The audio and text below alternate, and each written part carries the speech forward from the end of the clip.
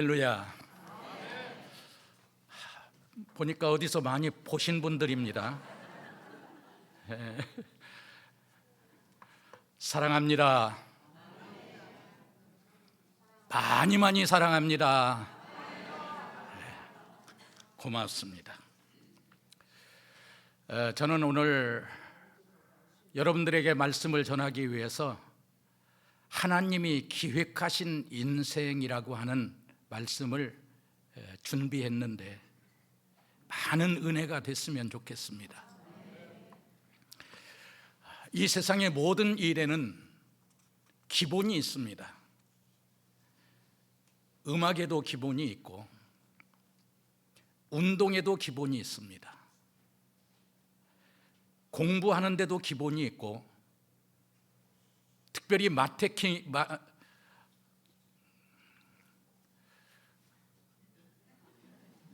판매, 물건을 파는 것에도 기본이 있어요. 기본을 무시하게 되면 발전도 없고 성장도 없습니다. 마찬가지로 신앙생활을 하는 데 있어서도 기본이 있는데, 그렇다고 하면 우리가 신앙생활을 하는 데 있어서 가장 중요하게 생각해야 할 신앙의 기본은 무엇일까? 먼저 가장 중요한 것은 십자가와 부활입니다. 예수 그리스도께서 십자가에서 못 박혀 죽으셨는데 왜 죽으셨어요? 우리를 구원하시기 위해서 죽으셨어요. 뿐만 아니라 무덤에 묻힌 지 3일 만에 부활하셨습니다. 그래서 우리가 신앙생활을 하는 데 있어서 예수 그리스도의 십자가와 부활을 믿는 것은 대단히 중요한 것입니다. 덧붙여서 구원의 감격이 되살아나야 하고 회개의 부르짖음이 터져 나와야 합니다. 그리고 성령의 기름 부으심이 강물처럼 흘러 넘쳐야 합니다. 그리고 중요한 것은 하나님이 우리를 지으셨고 우리를 지으신 하나님께서 우리의 삶을 만들어 가신다는 것입니다. 우리가 신앙생활을 할 때 이런 기본적인 신앙을 밑바탕에 깔고 신앙생활을 해야 제대로 된 신앙생활을 할 수 있는 것입니다. 그래서 교회에서는 새가족들에게 새가족 성경 공부도 시키고 구약 파노라마, 신약 파노라마, 제자 훈련 이런 것들을 교회에서 시키는 이유가 무엇일까? 그것은 바로 신앙의 기본을 지키면서 신앙생활을 하기 위해서 여러분들에게 그런 것을 하는 것이기 때문에 여러분들은 그러한 기회가 주어졌을 때에 거기에 참여해서 신앙의 기본을 튼튼히 다질 수 있기를 바랍니다. 신앙의 기본이 튼튼해야 세월이 지날수록 신앙이 더 견고해지고 깊이가 있고 그리고 빛을 발하는 신앙생활을 할 수가 있습니다. 저는 오늘 이사야 64장 8절 한 절만 본문으로 선택을 했는데 지금 이스라엘 백성들이 처한 상황은 어떤가? 지금 이스라엘은 매우 황폐한 가운데 빠져 있습니다.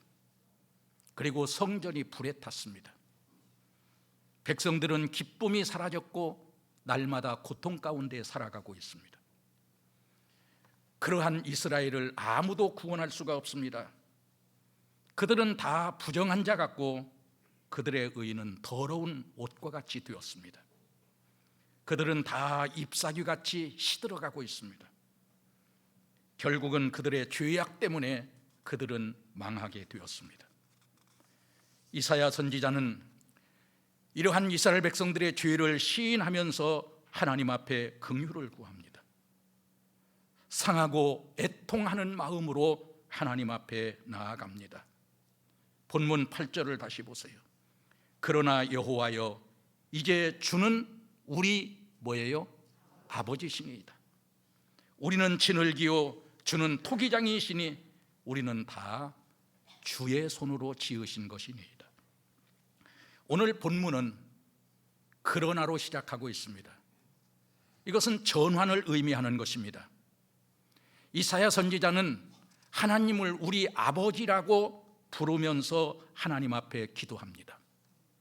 하나님은 우리의 아버지십니다. 그렇기 때문에 우리가 기도할 때에 하나님 아버지는 우리의 기도를 들어주십니다. 그러면서 하나님을 토기장이로 비유합니다. 하나님이 토기장이라고 하는 것은 무엇을 말합니까? 하나님의 주권을 말하는 것입니다. 그리고 우리는 뭐라고 했습니까? 진흙입니다. 토기장이의 손에 들려진 진흙. 토기장이는 진흙을 이제 주물러서 무엇이든지 토기장이가 원하는 대로 만들 수 있습니다. 그러니까 하나님이 우리를 하나님 마음대로 만드실 수 있다는 것입니다. 그래서 하나님은 우리를 어떤 사람은 남자로 만드시고 어떤 사람은 여자로 만드셨어요. 토기장이신 하나님은 실수하지 않습니다. 만들다가 갑자기 취소하거나 중단하는 일이 없습니다. 만들다가 버려두는 일도 없습니다. 하나님은 우리를 주먹국으로 만들지 않고 분명한 목적을 가지고 하나님에게 필요한 존재로 지으셨습니다. 그러므로 우리들 한 사람 한 사람은 필요 없는 사람이 없습니다. 다 필요합니다. 어떤 사람은 그렇게 말합니다. 나는 배우지 못했으니까 필요 없어. 아닙니다. 못 배웠어도 다 쓸모가 있습니다. 많이 배운 사람은 많이 배운 대로 쓸모가 있고 좀 적게 배운 사람은 적게 배운 대로 쓸모가 있어요. 어떤 의미에서는 많이 배운 사람보다 적게 배운 사람이 더 쓸모가 많아요. 저희 어머님은 초등학교 구경도 하지 못한 분입니다. 그런 분이 예수 믿고 권사님이 되셨어요. 이름이 김혜김 씨, 그리고 순할 순자 이제 금자, 그래서 김순금인데 우리 어머니가 신앙생활을 얼마나 잘하셨는지 성도들이 우리 어머니의 이름을 김보배 권사님으로 바꿔줬습니다. 보배 같은 권사님이라. 저희 어머님은 새벽 예배부터 시작해서 모든 예배에 빠지지 않고 참석을 하셨고 유달리 교역자를 참 잘 섬기셨습니다. 마치 우리 교회에 돌아가신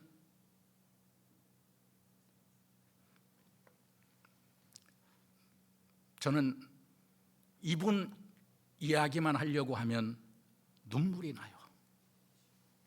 서산옥 권사님과 같은 분이에요.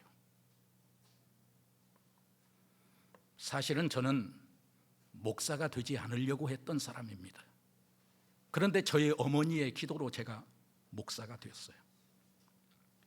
배우지 못하셨지만 저희 어머니는 멋지게 신앙생활을 하시고 천국으로 가셨습니다. 제가 그동안 목회하면서 보니까 우리 영생교회에도 저희 어머니와 같이 보배 같은 성도들이 많이 있는 것을 보면서 참 저는 감사했습니다. 어떤 분은 나는 가진 것이 없어서 쓸모가 없어 이렇게 말하는 분이 있는데 과연 그렇습니까? 안 그래요. 제가 초등학교를 다닐 때까지만 해도 저희 집은 동네 사람들이 부러워할 만큼 부자였습니다. 농사도 많이 지었고 가을에 농사를 지으면 마당에다가 이만큼 큰 나락을 이렇게 쌓아놓고 지냈습니다. 그래서 다른 집은 보리밥을 먹을 때 우리 집은 쌀밥을 먹었어요. 그래서 저는 어렸을 때 쌀밥과 고기를 먹고 자랐습니다.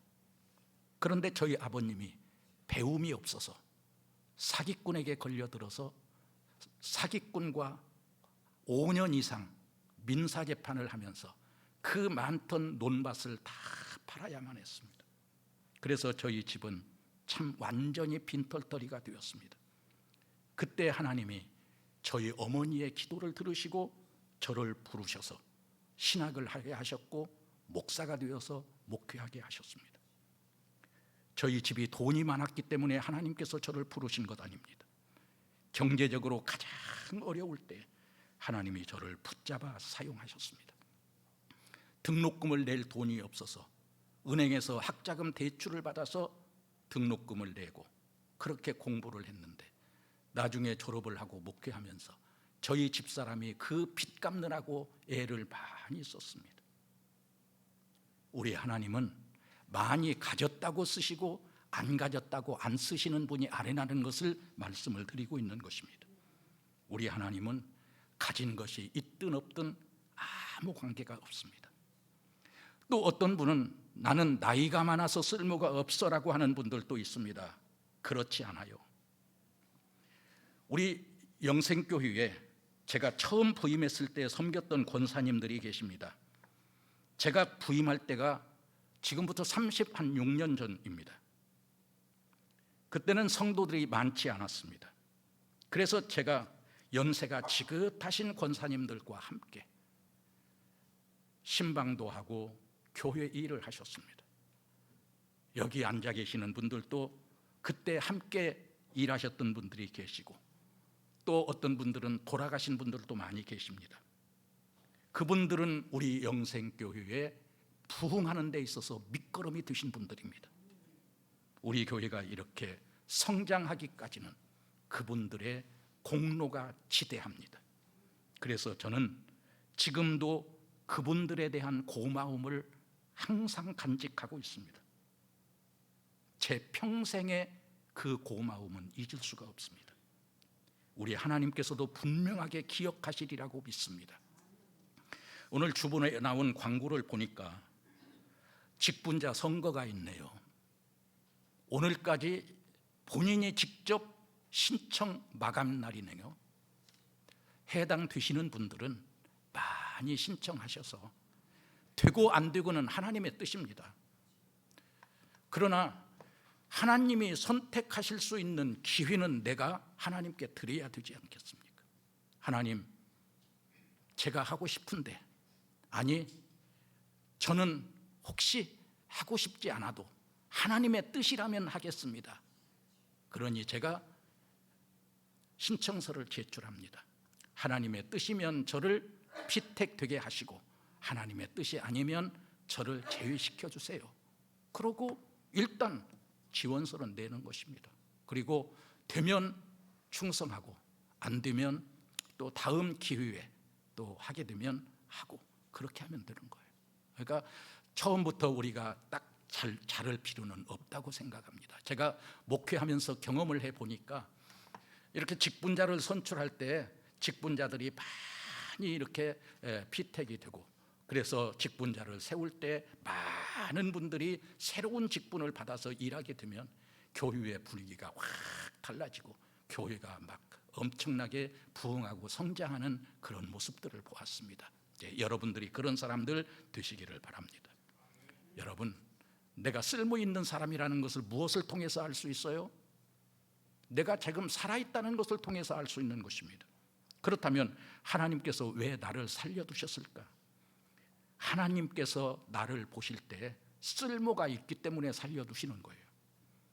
드라마나 영화를 보세요. 주인공은 절대로 죽지 않습니다. 금방 죽을 것 같은데 작가는 주인공은 어떻게 해서라도 살려냅니다. 그래야 작가가 의도하는 대로 이야기를 펼쳐갈 수가 있기 때문입니다. 작가는 등장인물을 죽일 수도 있고 살릴 수도 있는 권한이 있습니다. 우리도 마찬가지입니다. 천지만물을 지으시고 우리의 생사화복을 주관하시는 하나님께서 우리를 죽지 않고 살려두셨다는 것은 무엇을 말합니까? 우리가 아직 할 일이 남아있다는 것입니다. 그렇다면 우리가 하나님 앞에서 어떻게 살아야 될까? 여러분 지금 신앙생활을 하면서 하나님 앞에서 어떻게 살아야 되겠다는 마음을 가지고 신앙생활을 하십니까? 쉽게 말하면 딱 한 가지, 순종하며 사는 것입니다. 하나님이 나를 살려주셨으니까 하나님의 뜻에 내가 순종하며 살겠습니다. 모든 것을 하나님의 뜻대로 하세요.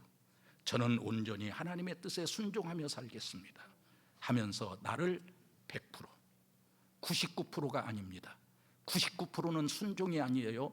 100%가 순종입니다.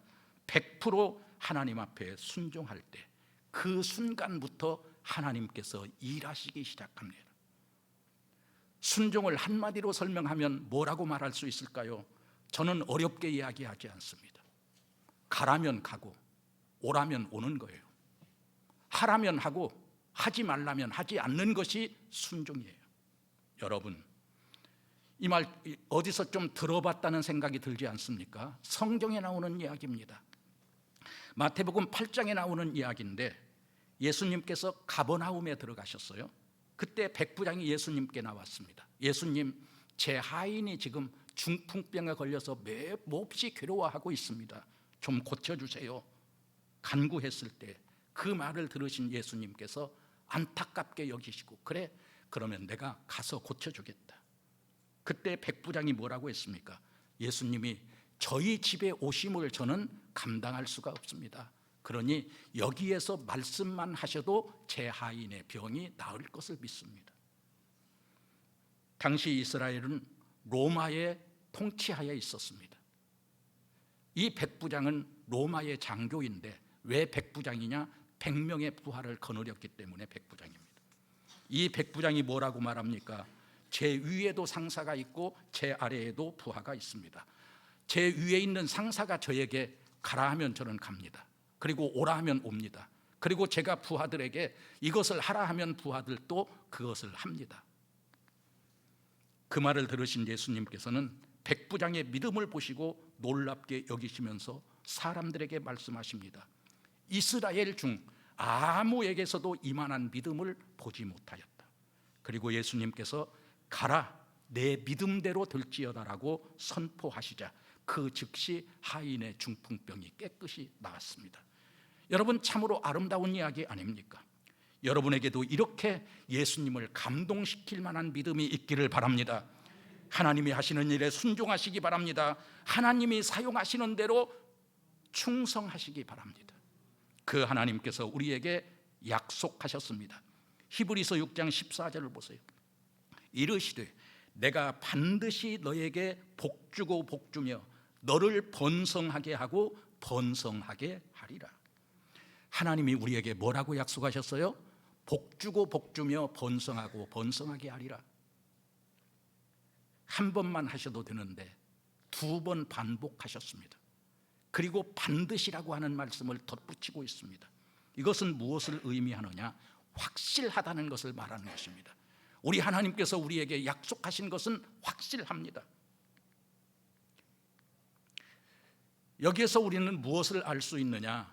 하나님이 우리에게 얼마나 복을 주시기를 원하시는가를 알 수 있어요. 그런데 여러분, 우리가 여기까지만 알면 실망이 큽니다. 하나님께서 분명히 복을 주신다고 약속을 했습니다. 그리고 번성하게 하신다고 약속을 하셨습니다. 그런데 왜 아직 복을 주시지 않고 아직 번성하게 하지 않으십니까? 하면서 낙심할 수 있습니다. 그러나 여러분, 다음 말씀을 보셔야 돼요. 다음 말씀 히브리서 6장 15절을 보세요. 그가 이같이 뭐 했어요? 오래 참아 약속을 받았느니라. 언제 약속을 받습니까? 지금 당장이 아니고 오래 참아야 약속을 받을 수 있다는 것입니다. 여러분, 하나님께서 약속하신 축복을 받기 위해서는 오래 참아야 됩니다. 인내해야 하는 것입니다. 기다려야 되는 것입니다. 여기서 우리가 반드시 기억해야 할 것이 있습니다. 하나님께서는 우리에게 축복을 주시기 전에 꼭 하시는 것이 있어요. 축복을 주시기 전에 무엇을 하시느냐? 훈련을 하신다는 것입니다. 하나님께서는 우리에게 복을 주시기 위해서 반드시 거쳐야 할 과정이 있는데 그게 바로 훈련입니다. 그렇다면 하나님으로부터 지금 내가 축복을 받지 못했다는 것은 지금 뭐 하는 중? 훈련 중이기 때문에 아직은 받지 못한 것입니다. 군인이 되는 것도 훈련소에 입대해서 소정의 훈련을 받아야만 2등병 계급장을 달아줍니다. 운동선수가 되기 위해서도 피나는 훈련의 과정이 있어야만 합니다. 여러분, 축구 잘하는 손흥민 선수를 잘 아시죠? 어떻게 해서 월드스타가 될 수 있었을까요? 그것은 어렸을 때부터 아주 혹독한 훈련을 잘 견뎠기 때문에 이렇게 훌륭한 선수로 성장할 수 있었습니다. 만약에 어렸을 때부터 훈련할 때 힘들다고 주저앉고 어렵다고 포기했다면 절대로 훌륭한 선수는 죽었다 깨나도 못 됩니다. 그래서 훈련이 그만큼 중요한 것입니다. 여러분에게는 지금 어떤 고난이 있습니까? 그것은 우리가 당하는 고난은 우리가 지나야 할 터널입니다. 동굴과 터널은 달라요.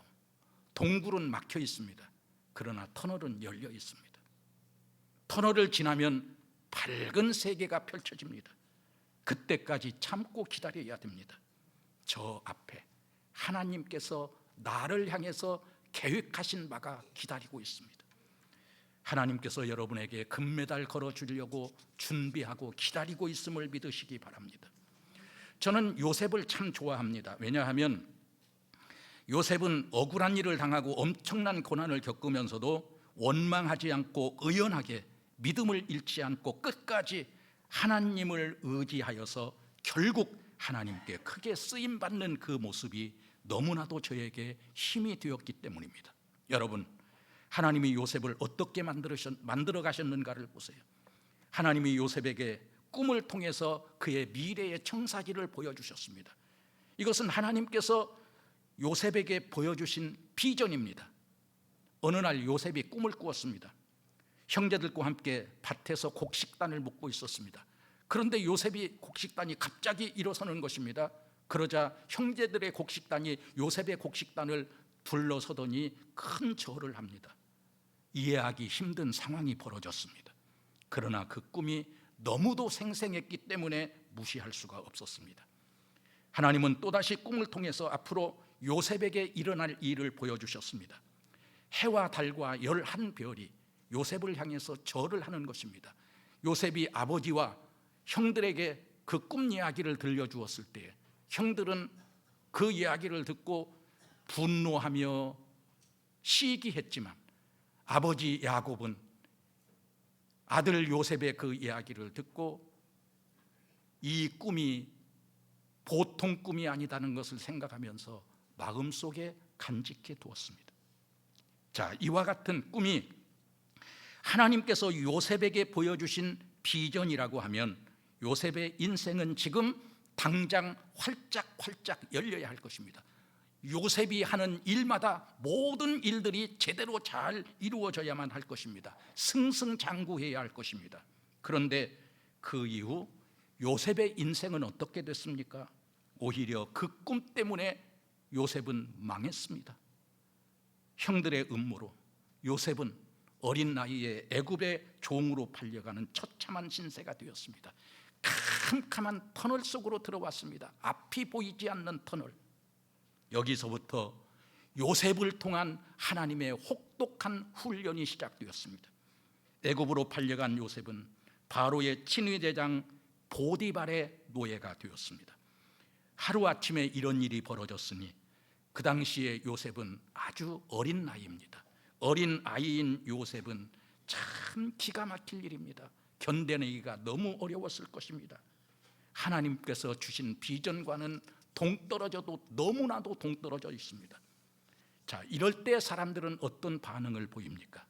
내가 무엇을 잘못해서 이런 일을 당했느냐 하면서 분노합니다. 자신을 그렇게 만든 사람을 향하여 복수의 칼을 갑니다. 이런 놈의 세상 더 이상 살아서 뭐해 하면서 자포자기하며 인생을 포기하는 사람도 있습니다. 그런가 하면 하나님을 원망하며 하나님을 떠나는 사람도 있습니다.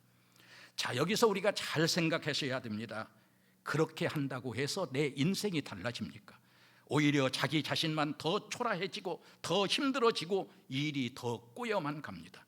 그러나 사랑하는 성도 여러분, 이와 같은 상황 속에서도 하나님은 여전히 요셉과 함께 하셨습니다. 애굽으로 팔려가는 길이 나홀로 가는 길처럼 외롭고 험난했지만 여전히 하나님은 요셉과 함께 하셨습니다. 노예 생활이 얼마나 힘들고 고달팠겠습니까? 그러나 하나님은 여전히 요셉을 돌보셨습니다. 창세기 39장 1절로 3절을 보세요. 요셉이 이끌려 애굽에 내려가매 바로의 친위 대장 애굽 사람 보디발이 그를 그리로 데려간 이스마엘 사람의 손에서 요셉을 사니라. 여호와께서 요셉과 함께 하심으로 그가 어떻게 됐어요?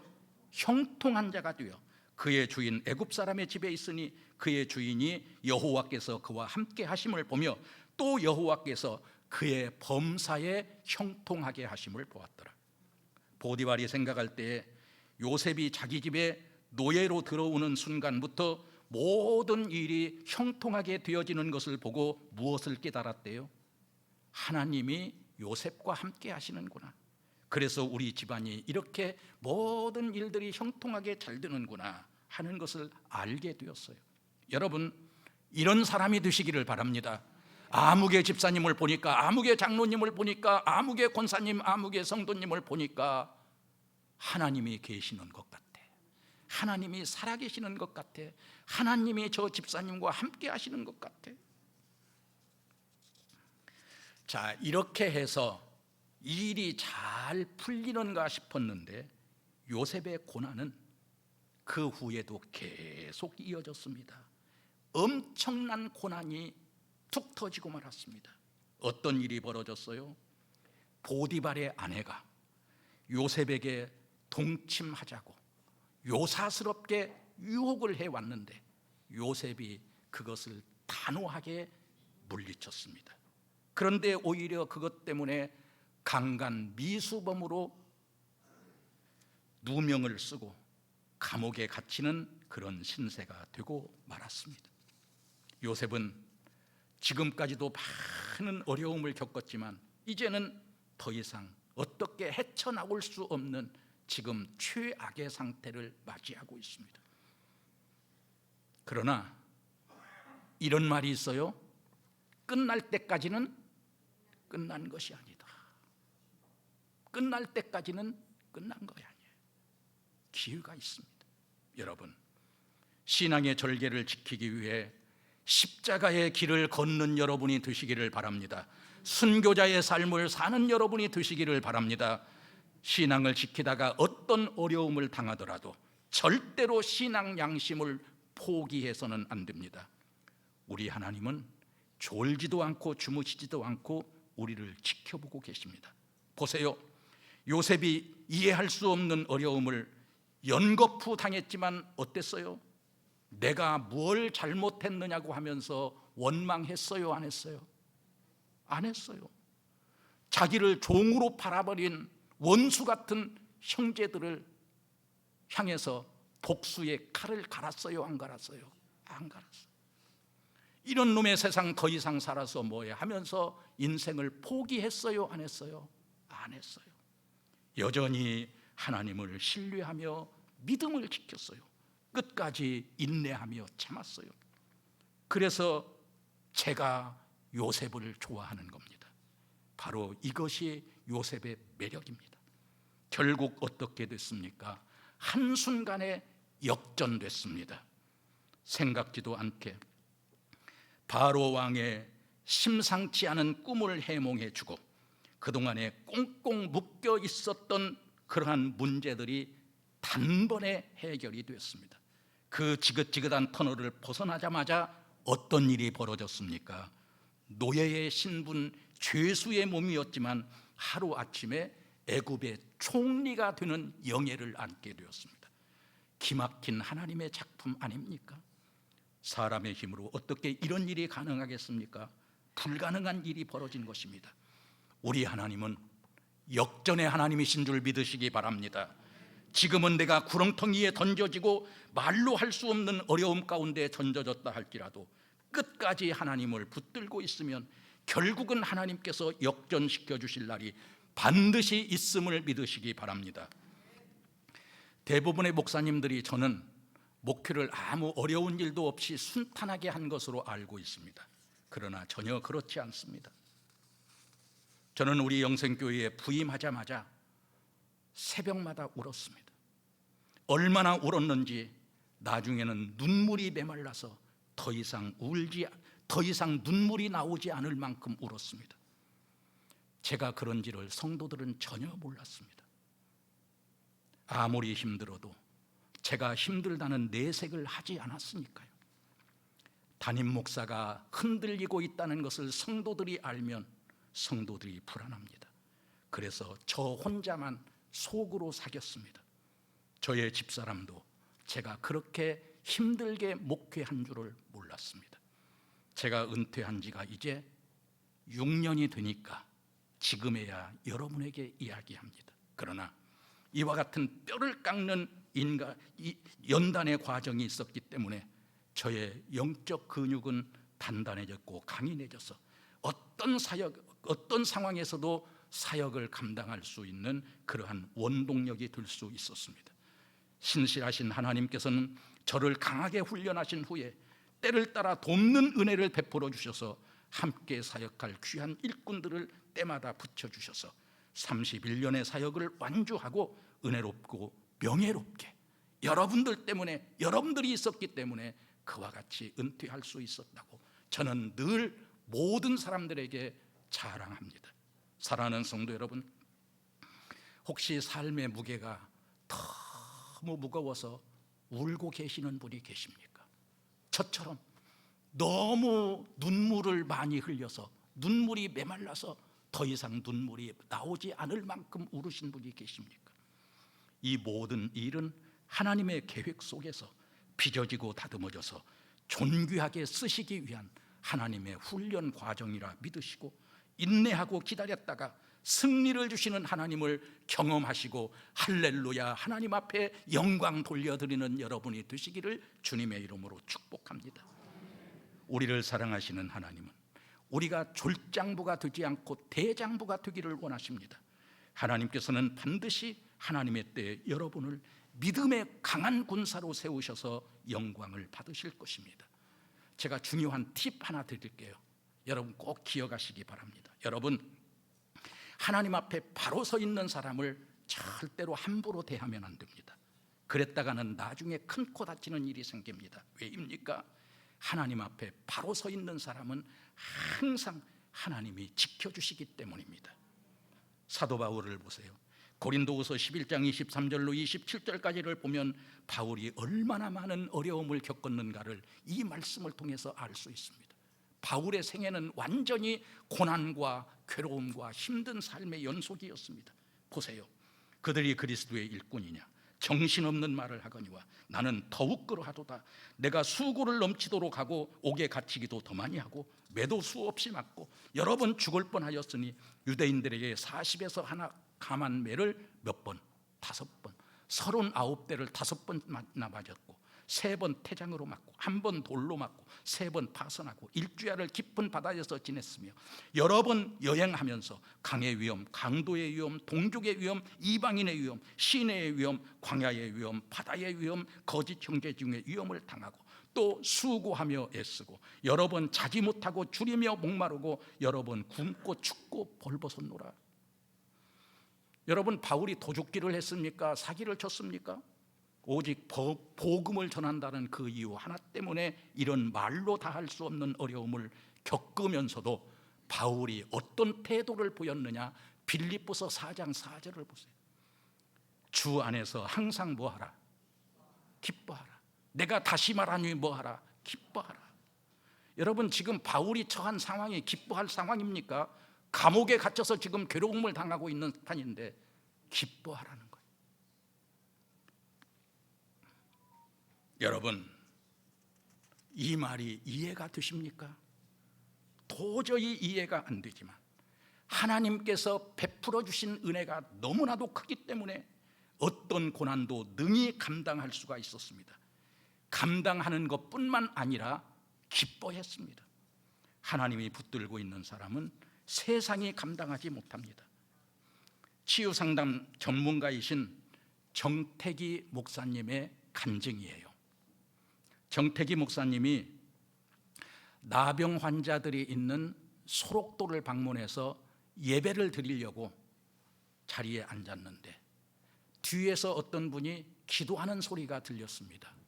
그 기도 소리를 들으니까 이렇게 기도를 하는 것입니다. 하나님, 하나님의 은혜가 이렇게 큰데 이 은혜를 어떻게 갚는데요? 충청도 사람인가 봐요. 충청도의 투박한 충청도 사투리로 하나님, 하나님의 은혜가 이렇게 큰데 이 은혜를 어떻게 갚는데요? 이 사람의 기도를 들으면서 이 정 목사님이 도대체 이 사람이 하나님의 은혜를 얼마나 많이 받은 사람이기에 저런 기도를 할까? 그러면서 뒤를 돌아다 보았어요. 그랬더니 그 사람의 모습이 어떤 모습이냐? 눈은 하나가 없습니다. 코는 찌그러져 있습니다. 입도 삐뚤어져 있습니다. 손은 양쪽 손이 다 떨어져 나갔고 손목만 남아 있습니다. 양쪽이. 그런 사람이 이런 기도를 하는 거예요. 이 목사님이 생각할 때 너무 감동이 되어서 이 사람을 껴안고 펑펑 울었습니다. 그리고 이제 예배를 드리고 예배를 마쳤습니다. 그리고는 그분에게 물었어요. 형제님, 형제님은 하나님의 은혜를 얼마나 많이 받았기 때문에 그런 기도를 하셨습니까? 하자 그분이 이렇게 대답을 했습니다. 목사님, 제가 나병에 걸리자 제 아내도 저를 버리고 제 자식들도 저를 버리고 형제들도 버리고 친척들도 저를 버렸고 친구들도 버리고 모든 사람들이 저를 다 버렸습니다. 그런데 하나님만은 저를 버리지 않고 저를 사랑해 주셨어요. 그래서 제가 이런 기도를 하고 이 하나님의 은혜를 붙잡고 살아가고 있습니다. 말씀을 마무리합니다. 나의 인생을 하나님이 기획하셨음을 믿으시기 바랍니다. 우리들 한 사람 한 사람은 너무나도 존귀하고 가치 있는 존재입니다. 세상의 그 어떤 것과도 비교할 수 없는 천하보다 귀한 사람들입니다. 우리의 인생 무대에서 일어나는 모든 상황과 일은 하나님의 기획에 의한 것입니다. 거부하고 싶고 저항하고 싶은 것일지라도 그것이 하나님의 뜻이고 그것이 하나님의 계획이라면 인내하며 순종하는 것이 복된 일입니다. 그러므로 하나님을 내 생각과 내 판단으로 제한하시면 안 됩니다. 하나님의 능력을 인정하고 하나님의 지혜를 신뢰하시기를 바랍니다. 하나님의 능력은 무한하시기 때문에 그 하나님께 우리가 100% 순종하면 그 당시에는 이해가 되지 않아도 그 당시에는 손해가 되는 것 같아도 결국에는 상상하지도 못하는 복이 나에게 주어지는 경험을 하게 될 것입니다. 하나님은 하나님을 사랑하는 자녀들에게 반드시 합력하여 선을 이루어 주실 것입니다. 우리 찬양 드리겠습니다.